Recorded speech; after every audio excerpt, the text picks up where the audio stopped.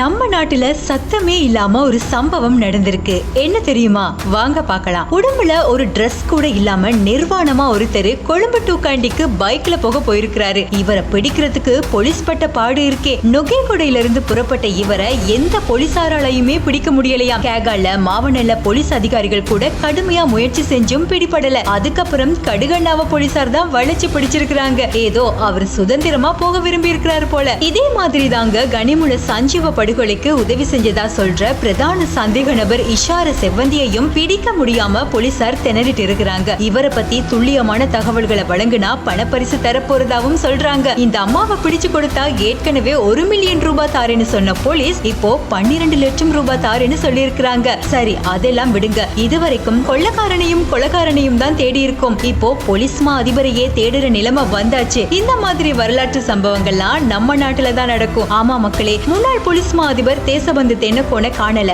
நாங்க அவரை தேடி அலைய வேண்டிய நிலைமை வந்திருக்கு. அவரை பத்தி ஏதாவது தகவல் தெரிஞ்சா கொஞ்சம் எங்களுக்கும் தெரியப்படுத்துங்கப்பா அப்படின்னு இலங்கை போலீஸ் துறை பொதுமக்கள் கிட்ட கையேந்தி இருக்கிறாங்க. இவரை கைது செய்யறதுக்கான நடவடிக்கையில பல போலீஸ் குழுக்கள் செயற்பட்டு வர்றாங்க. ஆனா அவரு சட்டத்துக்கு கீழ்ப்படியாம தலைமறைவா இருக்கிறதா போலீஸ் ஊடக பேச்சாளர் சொல்லி இருக்கிறாரு. போற போக்க பார்த்தா மக்களை காக்க வேண்டிய போலீசார இப்போ மக்கள் தான் காப்பாத்தணும் போலயே.